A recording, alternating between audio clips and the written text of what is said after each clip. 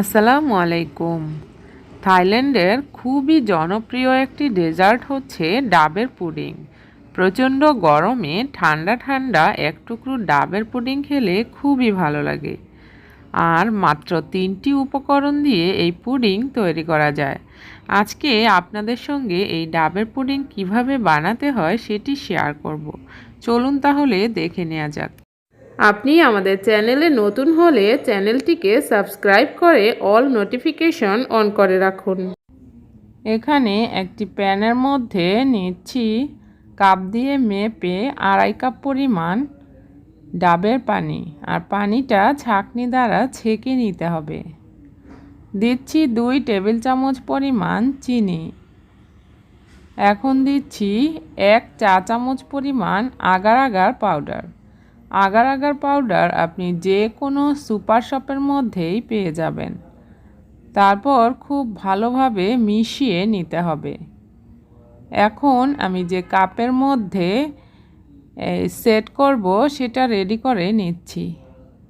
তো কাপের মধ্যে সেট করব, এজন্য এখানে আমি ডাবের শাঁস চিকন করে লম্বা করে কেটে নিয়েছি আর সেগুলো দিয়ে দিচ্ছি।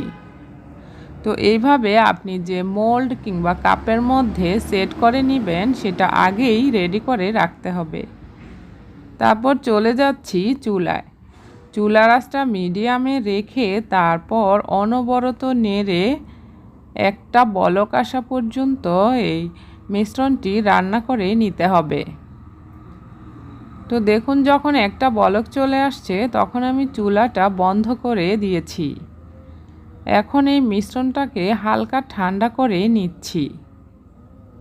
তো যখন হালকা ঠান্ডা কিংবা কুসুম গরম থাকবে তখন আমি কাপের মধ্যে দিয়ে দিচ্ছি। তো আপনি যদি অন্য কোনো মোল্ডের মধ্যে ঢেলে নেন তাহলে কিন্তু ঠান্ডা করার প্রয়োজন নেই, সরাসরি গরম ঢেলে দিবেন। এখানে আমি প্লাস্টিকের কাপ ইউজ করছি, তাই একটু সামান্য ঠান্ডা করে নিয়েছি। এখন আমি এগুলোর ফ্রিজে আধা ঘন্টার জন্য রেখে দিয়েছি। আধা ঘন্টা পর দেখুন খুব সুন্দরভাবে জমে গিয়েছে। তো পুডিংটা কিন্তু তৈরি হয়ে গেছে। এই পুডিংটা ঠান্ডা ঠান্ডা খেতে কিন্তু খুবই ভালো লাগে। এখন যেহেতু গরম চলেই আসছে, আপনি বাসায় কিন্তু এই রিফ্রেশিং ডেজার্টটা তৈরি করে নিতে পারেন। আজকের এই রেসিপি আপনার কাছে ভালো লেগে থাকলে ফ্যামিলি এবং ফ্রেন্ডসদের সাথে শেয়ার করে দিতে পারেন। আর এই রেসিপিটা আপনার কাছে কেমন লাগলো সেটা কিন্তু কমেন্ট বক্সে কমেন্ট করে জানিয়ে দিতে পারেন। কী ধরনের রেসিপি পেতে চান সেটিও কিন্তু কমেন্টে জানাতে পারেন। দেখা হবে নেক্সট রেসিপিতে। আল্লাহ হাফেজ।